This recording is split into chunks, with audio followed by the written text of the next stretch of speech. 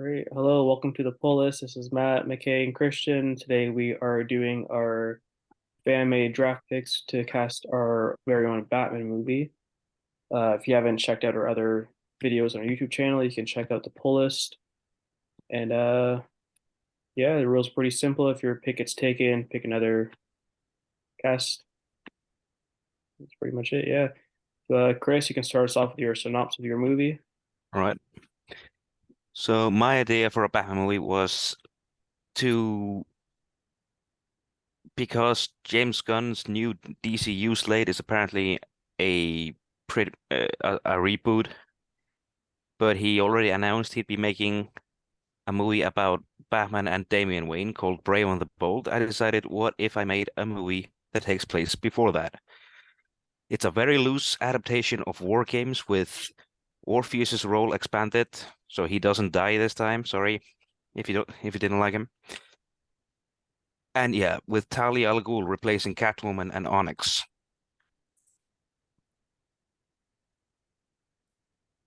And yeah, that's my pitch. Nice.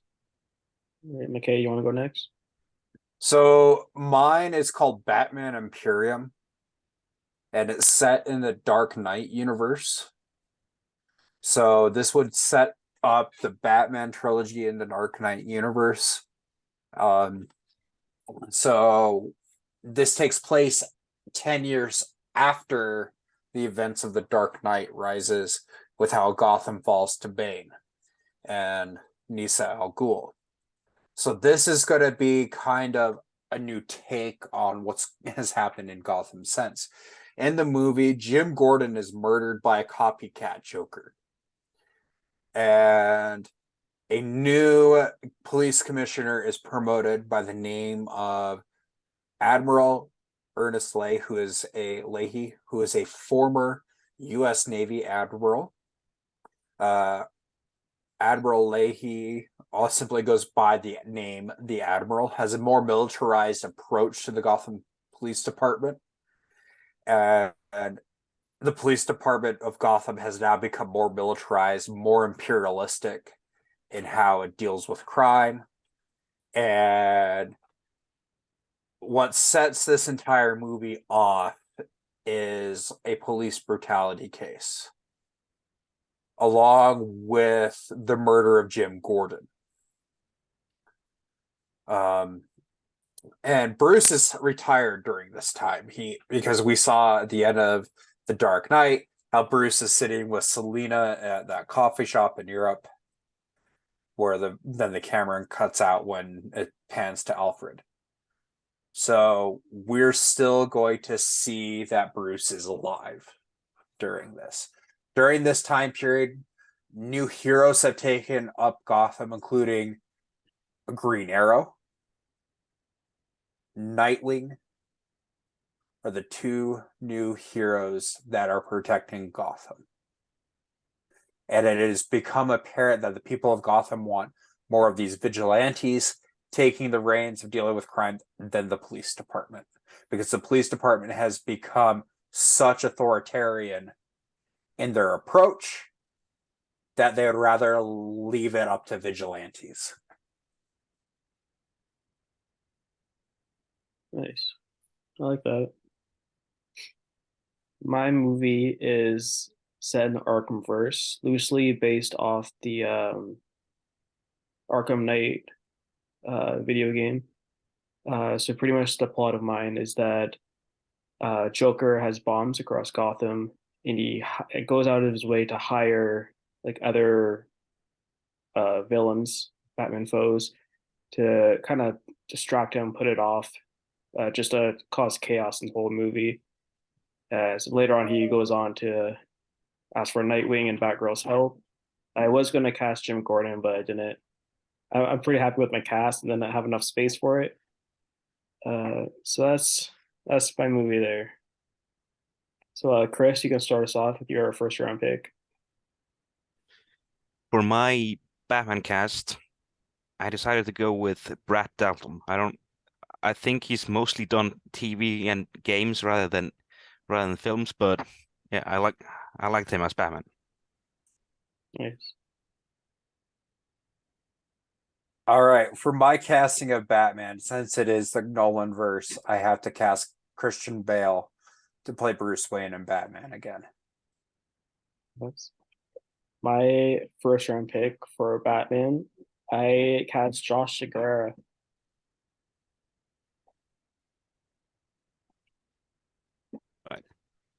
My cast for Jim Gordon, a bit different than usual. I went with Denzel Washington. That is a good pick for Gordon. I like it.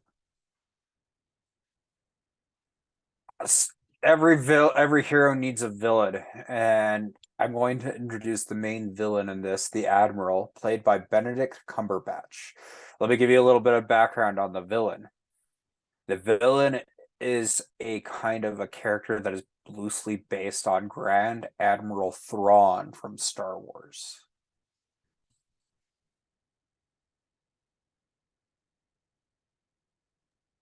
My second round pick for Joker is Tom Hiddleston. That was actually a pretty good one. My third round pick, my pick for Talia al Ghul is Sofia Boutella, Algerian actress and a dancer. My third round pick is Catwoman / Selena Kyle.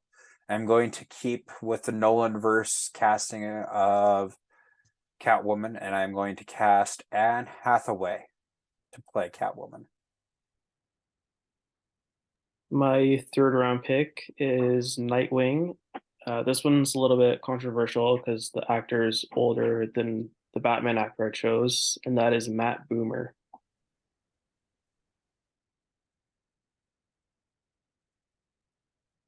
My next casting for, for the key player in the War Games, Black Mask, Alexander Skarsgård. My fourth round pick is Ra's al Ghul for some flashback scenes between Ra's and the Admiral. And for this, I will be casting Liam Neeson to reprise his role as Ra's al Ghul. Nice. My fourth round pick for Batgirl is Bonnie White Wright.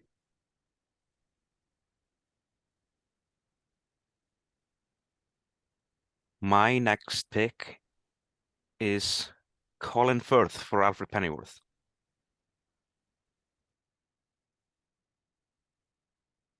Okay, my fifth round pick. I've decided to bring in Oliver Queen and Green Arrow into the Nolan verse as a new hero. This would be a much different Oliver Queen than we are used to, with a lot of similar tropes that we see in the Arrow TV show. But instead of a billionaire, this is a person who is known to have expertise in manufacturing and machining. And this Oliver Queen / Green Arrow will be played by Pablo Schreiber. It's a good pick. My fifth round pick, Catwoman Selena Kyle, is going to be played by Lauren Cohen. My sixth round pick for Tim Drake, Timothy Chalamet.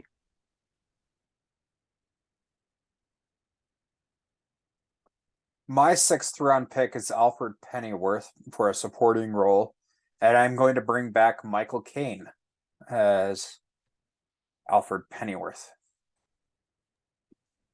My sixth round pick, Two-Face Harvey Dent, is going to be played by Gabriel Mack.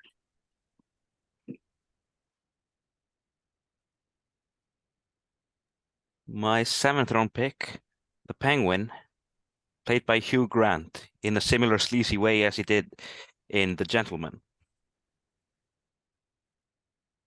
My seventh round pick, in this verse, Lucius Fox is retired, but his son takes over Lucius's work. For this, I am casting Luke Fox as Michael B. Jordan. My seventh round pick, Alfred Pennyworth, is going to be played by Sam Elliott. I like that casting for Alfred. Very much so. I can see him as an old, gruntled Western guy.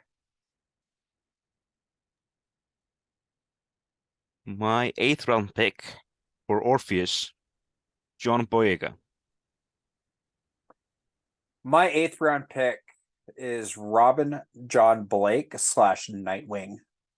So in this, Officer Blake becomes Nightwing in the Nolan verse. And he is going to be cast, and I'm going to cast Joseph Gordon-Levitt to play Nightwing.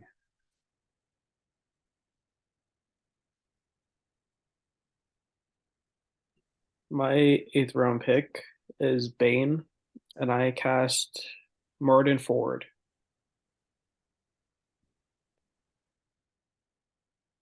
My 9th round pick is Dr. Leslie Tompkins, and I'm casting Julianne Moore.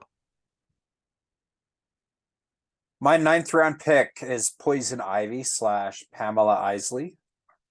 And I had two choices, so I'm going to select my second choice.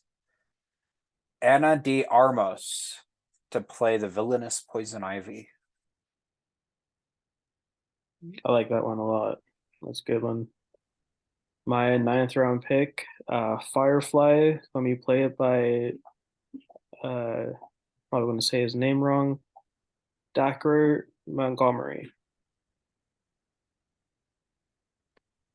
And finally, for my 10th round pick,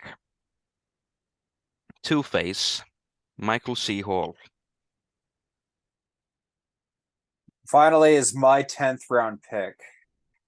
My 10th round pick is Clark Kent, but this is no Superman. I am keeping Superman out of the Nolanverse, but keeping Clark Kent in the Nolanverse as a nod to Superman. So this Clark Kent is still a reporter like Clark Kent in the traditional verse and in the DCEU, but he is not Superman. It is a black Clark Kent as well, who has covered police brutality by the Gotham City Police Department, and I am casting Mike Coulter to play Clark Kent. Good one too. My 10th round pick is Riddler. Is going to be played by Bill Skarsgård.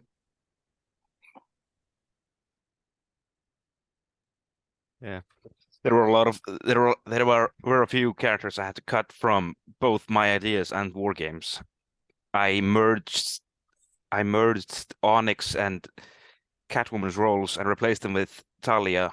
And yeah, I ended up cutting Stephanie Brown and just expanding Orpheus's role to fit her as well because I couldn't find a good enough actress who could work with Timothée Chalamet as Tim Drake. I am going to kind of comment on why my fourth, I had the Penguin initially, but I felt it would be better to do some flashback scenes between the Admiral and Ra's al Ghul. So this is kind of a continuation of Raz's plans for the city of Gotham in a way. So you can kind of have some history there that fans are familiar with. But I kind of want to touch on a couple of the characters that I think are kind of new to the Nolanverse. Oliver Queen being the first one. Like I said, Oliver Queen is going to be this kind of character who is not a billionaire, but he was stranded on an island, like in the show Arrow, but he eventually does make his way back to Gotham. He's not a billionaire, he's an average citizen, but he's tired of watching the crime and the corruption in the city of Gotham. And he takes on the mantle of Green Arrow.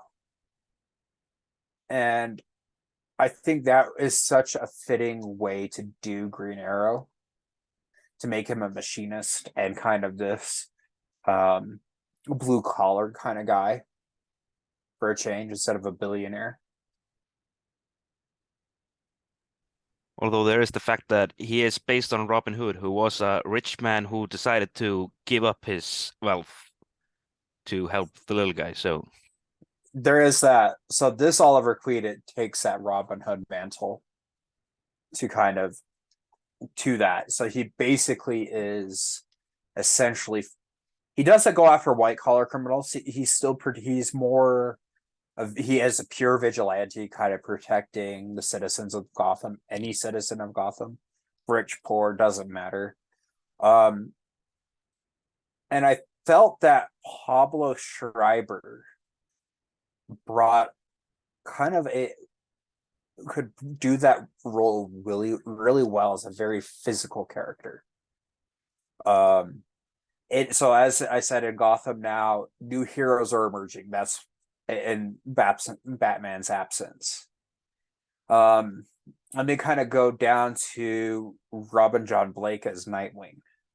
I felt that what we see him kind of idolizing Batman and wanting to kind of take on a very similar role as Batman. So why not have him inherit what Batman left behind over the 10 years? And instead of having him become Batman, I said, why not make him Nightwing? So having him play that character. And then for Mike Coulter as Clark Kent, as I said, Clark Kent is not Superman. It's just an Easter egg for the fans. And Clark is a reporter, and he is a black reporter covering police brutality by the hands of the Gotham City Police Department, being led by the Admiral. So in this movie, the police are the villains. So I kind of want this movie to be kind of a commentary for police reform and why we need police reform. that is actually not too dissimilar to a subplot in War Games, because Jim Gordon is retired in War Games, and I was going to do that in my movie too. Gordon is retired, and the new commissioner isn't as good. He doesn't have that relationship with Batman. He doesn't trust him as well, and he's not as good at containing the police, controlling them, keeping the corruption down. In this case, it's not about police. It's not corruption within the police department. It is the police have become more imperialistic in their tactics and more militaristic in their tactics when dealing with criminals. The police will, in this movie, will be often using violent, very violent tactics. And I think Clark Kent, he's covering the case of a black teenager being killed by the Gotham City Police Department. And this catches the attention of Nightwing. And it ties in with the murder of Jim Gordon. So in this, Jim Gordon is murdered by a Joker copycat. But I think in my movie, it is a setup. It's not really a Joker copycat. It's to make it look like it was a Joker copycat.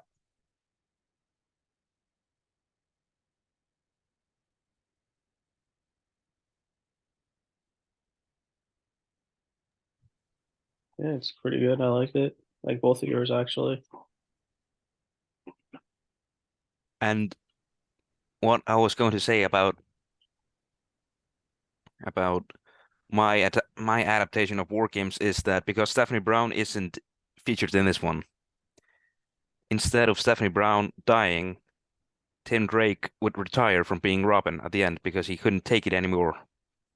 How one mistake caused by him and Orpheus sparked an entire gang war. And that in turn would pave the way for Damian. I like that idea.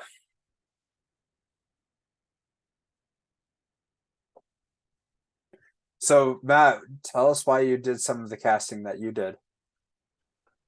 I cast Josh Segrera as Batman because I thought he did a phenomenal job as Adrian Chase Prometheus in Arrow. It was just top notch there. He's probably my favorite villain in that whole series.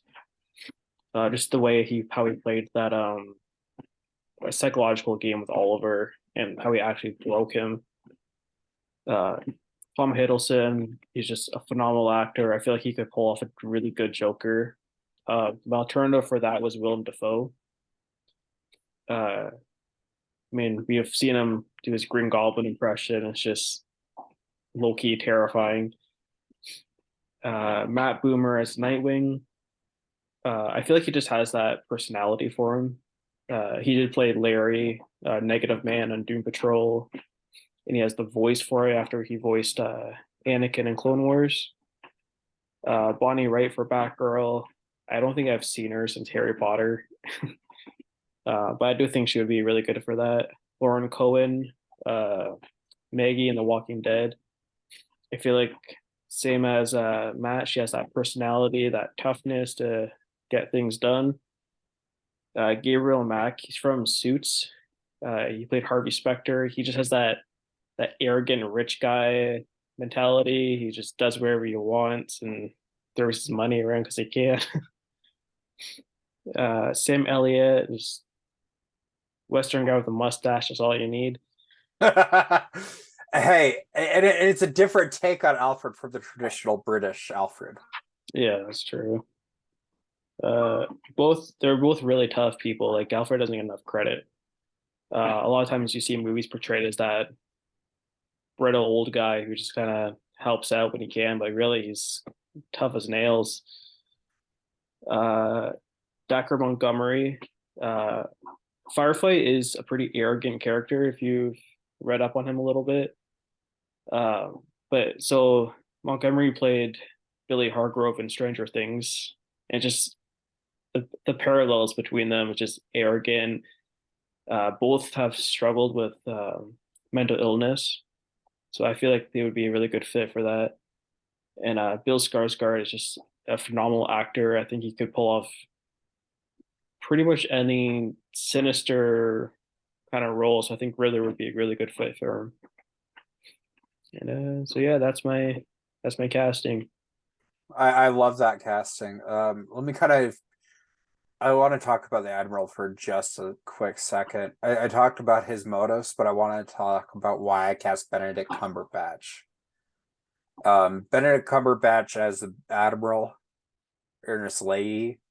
For the name, I actually chose two famous admirals from World War II, Admiral Ernest and Admiral Leahy, so I could just combine the names. But I felt that he would bring that kind of menace to the role. He has been often cited as potentially playing a live action Grand Admiral Thrawn. So I feel this would be a very good fit for him. And it would be kind of a more natural fit for him than Thrawn. He could so and it just meshes really well.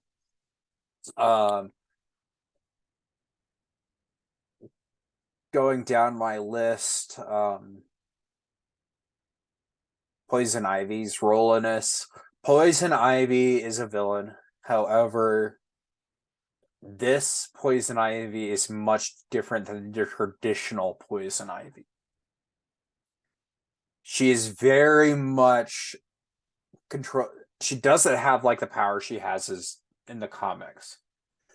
She has taken the nickname Poison Ivy for her work with plants, and this kind of sets up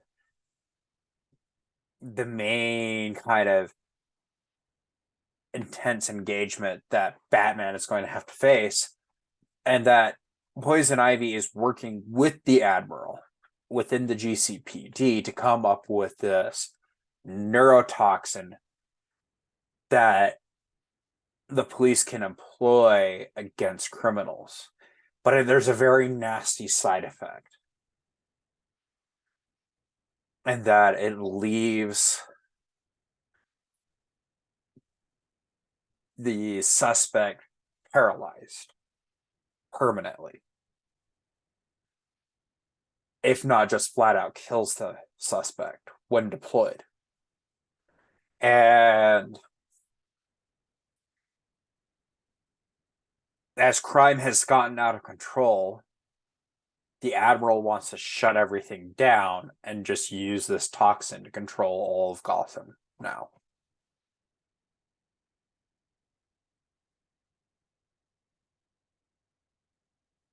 And I felt Ana de Armas brought the kind of the sexiness that you need for Poison Ivy.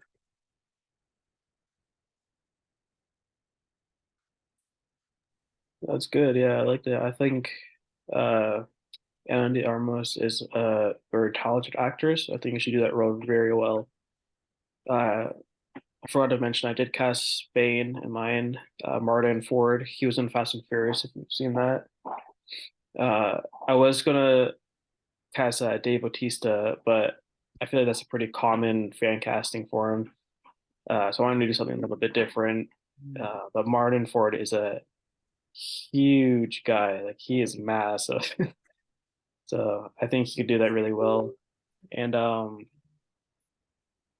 was going to cast Jim Gordon in mine too. Um, Originally, I was going to cast Ethan Hawke to play him. He was really good in Moon Knight, which I liked. And so yeah, but I wanted to give the cast that I chose, like I really wanted to give them the actors more screen time than they really deserve, like Montgomery and um, Boomer and Wright. So I really wanted to have them little less known actors to have some spotlight. I like that a lot. Yeah. For the reasons why I did the picks that I did for Batman, I picked Brett Dalton. The role I had in mind when I picked him was when he played Grant Ward on Agents of S.H.I.E.L.D.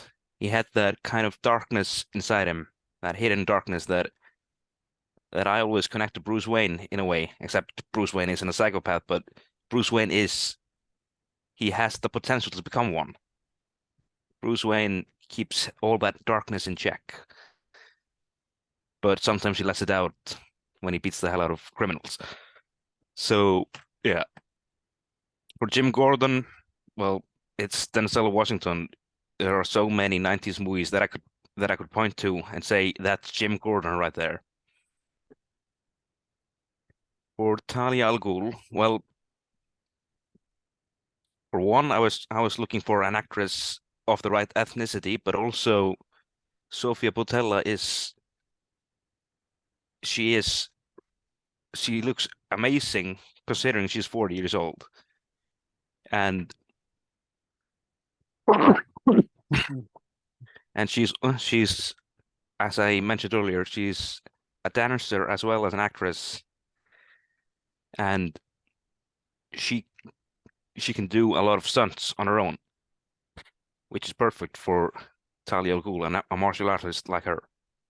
Then we have Black Mask, Alexander Skarsgård. If you've seen The Northman, you can see just how vicious he can be.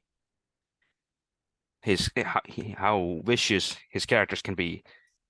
I just saw how he basically turned himself into a monster, well, metaphorically speaking, in The Northman, and I saw that anger and thought that's Black Mask. That's the guy who would go after you with a drill. And then Colin Firth for Alfred. Well, Colin Firth is an amazing actor, and he did amazing as Harry Hart in the Kingsman franchise, which is primarily where I saw my inspiration for that casting, because he kind of is to exceed what I could see more active Alfred B for Batman. Then Okay. We have 9 minutes left. yeah, okay, I'll make this quick.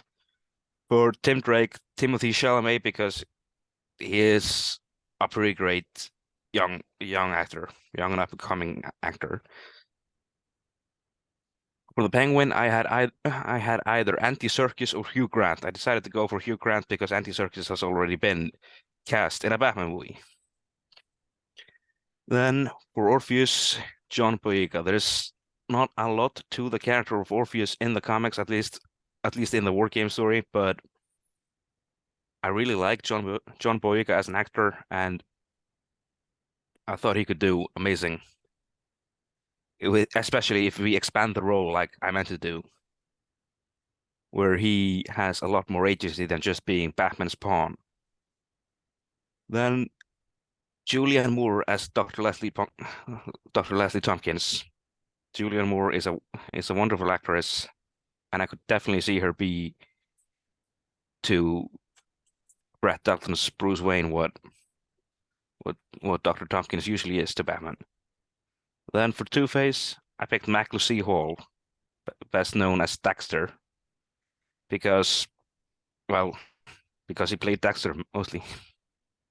But yeah, that's the reason for my casts. It's pretty straightforward, but yeah. Yeah, those are solid picks. I really like Josh Boyega as one of your picks too. He is a really good actor. He does deserve enough. Doesn't just Oh my goodness, he doesn't get enough credit. He's really good in that movie Detroit. If you haven't seen that, I strongly recommend it. But yeah, And not just that, he's not in a lot anymore these days after Star Wars because he got a lot of flack from it. yeah, and that's not his fault either. That's 100% because of the writing in those movies. 100% it was the writing. I agree with that. Yeah, so that's our cast list for our Batman movies. Feel free to comment, like, subscribe to our YouTube channel, The Pull List, and we'll come out with another video shortly.